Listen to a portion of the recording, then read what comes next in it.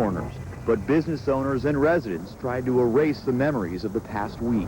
I've lived in Seattle my entire life, and this is the worst week of my entire life. This has been like living in hell. Nearly 600 demonstrators were arrested throughout the week-long World Trade Organization conference. Vandals caused more than $2 million worth of property damage to downtown stores. It's been an emotional week for the Emerald City. But now that the WTO conference is wrapping up, Seattle residents hope that's going to make all of this go away. They just want their city to get back to normal. People in Seattle are kind of mellow, so I think we'll be okay once all these other people are gone. I think that Seattle will get back to normal, but I think it was sort of a wake-up call for the city because they weren't really prepared. People here say the city suffered wounds this week that will not heal easily or quickly. I don't think anyone's going to forget what happened in this city. Those of us who have to live here and choose to live here, I mean, there will be residue for, I'd say, at least months or possibly years to come. In Seattle, Drew Mickelson, the 10 o'clock news. The conference is scheduled to end at midnight. It was supposed to be over at 6 tonight, but the members there voted to continue into the night to finish up business. The curfew in downtown Seattle was supposed to expire at midnight, but it has been extended until 7 o'clock tomorrow morning. WTO protesters in Portland tonight are outraged but peaceful. Hundreds gathered at the Pioneer Courthouse Square today to speak out against the World Trade Organization and the treatment of protesters in Seattle. What they didn't know when they scheduled this protest, Hanukkah festivities would be going on in the square at the same time. Although Portland police didn't make these demonstrators move, they were glad to do it in the spirit of humanity.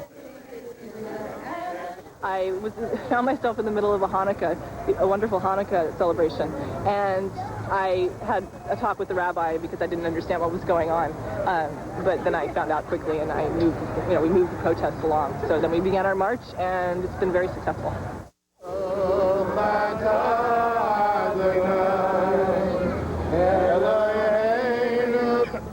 The Jewish holiday of Hanukkah began at sundown tonight. It's signified by lighting one of the candles on the menorah. The 8-day festival of lights celebrates the Jewish uprising that overthrew Greek oppressors back in the year 165 BC. Organizers are planning a Hanukkah concert tomorrow and a community-wide celebration Monday at the Jewish Community Center in Portland. As if Pioneer Square weren't busy enough, another holiday festival highlights locally brewed winter ales. A big tent at the square sheltered folks at the Holiday Ale Festival from the December weather. Inside, they sampled pitchers or mugs of beers created specifically to take the chill off the cold winter months. The festival continues through the weekend at Pioneer Square from 11 to 10 Saturday and from 12 to 6 on Sunday. Could Stevie Wonder see again? Yeah, wait till you hear this. Coming up, a breakthrough that could give Wonder the gift of a lifetime. Also, the Blazers battle the Lakers in L.A. tonight, trying to end their 4-game winning streak. Tim Becker has the highlights. And the Washington County Sheriff is in trouble tonight after sending out a racy email. Marilyn Deutsch has the story. And a mostly dry day in Portland today. Temperatures near normal. Another one on the way tomorrow, and a bit of a change Sunday. We'll have the forecast for you at 10:22. With Kim Singer and Kurt Ludlow, you're watching the 10 o'clock news on Oregon's News 12. Washington County Sheriff Jim Spinden is apologizing tonight after he says he inadvertently sent out a racy email from his county computer. The email's called The Rules for Bedroom Golf. It went to friends and family. But also to 3 sheriff's employees and a county commissioner. And as Marilyn Deutsch reports, the commissioner wasn't the only one who wasn't amused. What do you think? It probably isn't a proper thing to do. That seemed to be the general consensus in Hillsborough today when we showed folks the email Sheriff Jim Spinden is accused of sending out. Called The Rules of Bedroom Golf, it's a rather juvenile comparison of golf to sex. The 2-page-long email features puns like, quote, each player shall furnish his own equipment for play, normally 1 club and 2 balls. The email at times is perhaps more vulgar, but obscenities are never used. County officials say the sheriff's email violates 2 county policies, one against sexual harassment and the second against the inappropriate use of email. I don't ever remember getting it or seeing it. Sheriff Spinden today says he doesn't know how the email got out under his name, but thinks it is possible the email came in, he did not see it on the screen, but that he accidentally clicked send. That's a plausible explanation, I think. Still, the county attorneys recommended suspending Spinden and docking him a week's pay. Punishment the sheriff thinks is excessive. That's funny. On the street, mixed opinions. Well, in business, it wouldn't be tolerated. In private enterprise, you could potentially lose your job. Hopefully people don't take things too seriously. I don't really know what to think. I don't think it's appropriate for public use. Jacob Pizzo and Jennifer Woodbury just got out of Sheriff Spinden's jail this week. They were in for driving a stolen car. What do they think would be a proper punishment for the county's top lawman? Apology, definitely. Yeah, higher standard, yeah. Tonight, the sheriff's taking that advice. It's unfortunate. It was inadvertent, and I am sorry that it went out. In Washington County, Marilyn Deutsch, the 10 o'clock news. The county is still investigating what happened. Meantime, Sheriff Spinden has put a letter of reprimand into his own file for sending out that raunchy email. Well, 8 presidential hopefuls are in Portland tonight. Most of the candidates are not well known. 8 men, including Pat Buchanan, gathered for a forum at a downtown hotel. The candidates are all vying for the Reform Party's presidential nomination. According to party officials, it's the first time all the candidates have gathered together to discuss the issues. HIV-positive Oregonians may still be able to be tested anonymously under new rules proposed today by the State Health Division. The Health Division wants a dual reporting system, one where names are initially reported and then switched to an alphanumeric code number. That could help health officials track and treat patients. But the Health Division wants to offer anonymity, too, because doctors there worry that some folks won't get tested if their name is ever reported, even briefly. So we want to make sure that people still have access to a system that they perceive as having the highest degree of safety and confidentiality. The Health Division plans to keep all names reported confidential, as they do now for AIDS, TB, and hepatitis cases. Lake Oswego firefighters had to evacuate 10 businesses this morning after a chemical spill at a dry cleaner's. A machine malfunctioned at the Classic Cleaners, spilling more than 2 gallons of the chemical. 5 people complained of breathing problems. The spill. None of the injuries were life-threatening. All the businesses reopened this afternoon. A lawyer from the U.S. has set 2 new records with 1 stroke. 36-year-old Tori Merton has become the first person from the United States and the first woman from any country to row solo across the Atlantic Ocean. It took her nearly 12 weeks to complete the almost 3,000-mile journey. Merton specializes in extreme sports. She was also the first American and the first woman to ski to the geographic South Pole. Wow. Those are extreme.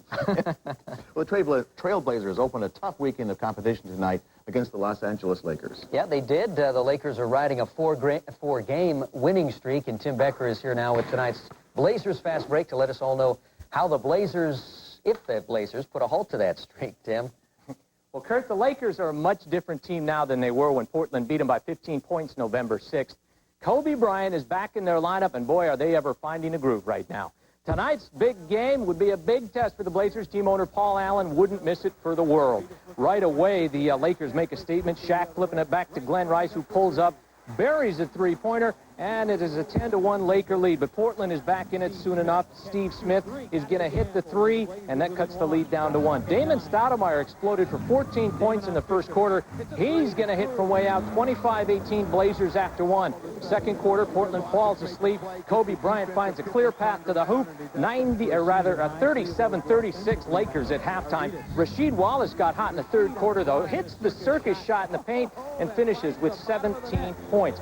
The Blazers fast break coming up. They get it ahead to Scottie Pippen for the slam. Blazers are back in control, not for long, though. Shaq had 16 rebounds and 21 points tonight. Look at the powerful putback slam. Lakers up 64-61 in the fourth. And then there's Bryant. He came on strong down the stretch, follows his own miss there. That makes it 76-65 L.A. Portland pulled back within 5, but Kobe stifles the rally. He's going to hit the baseline jumper right here, and Bryant would finish with 23 points. Lakers win it 93-80. Stoudemire had 21 points in the losing cause that drops the Blazers' record now to 14-4.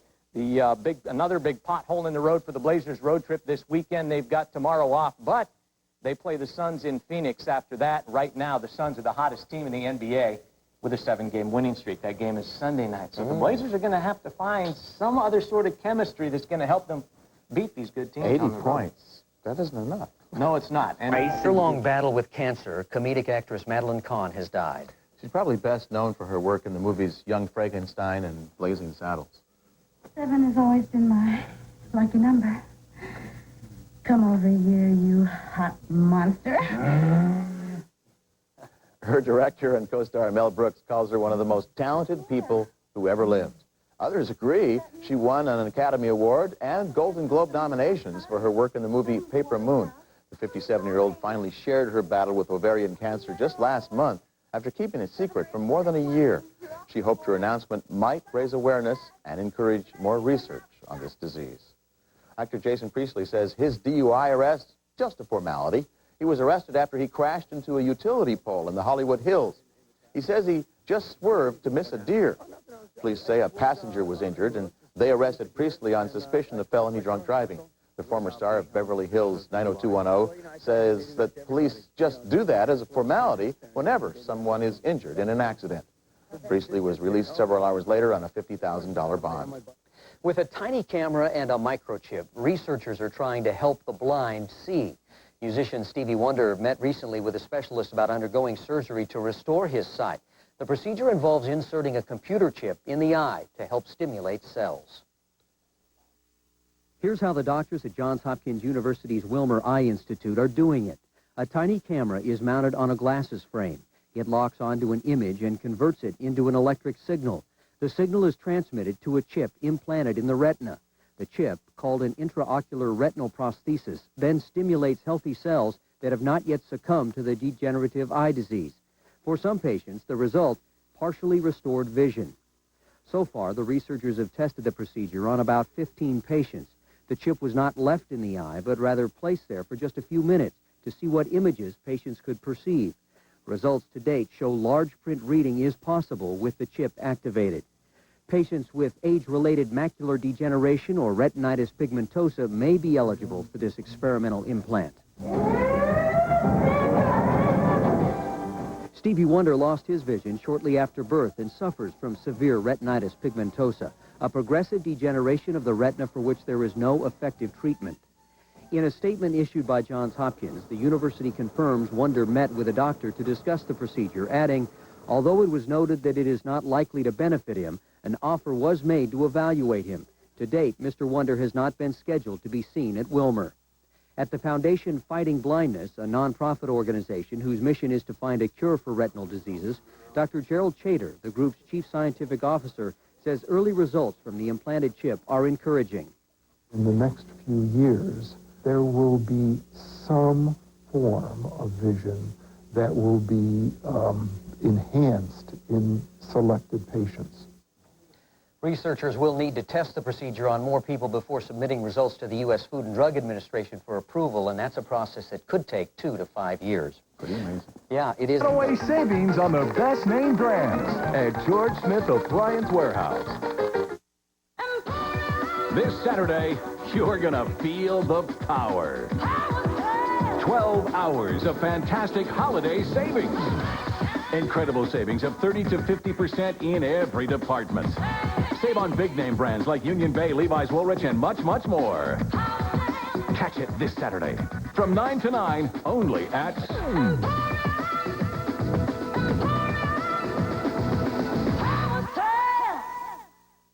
I can't find my ring. Is that it? Is that? Yeah. Are you okay? Yeah. You're so red. Your cheeks are... I am? Mm-hmm. Will you marry me? Yes. Good. So, what now?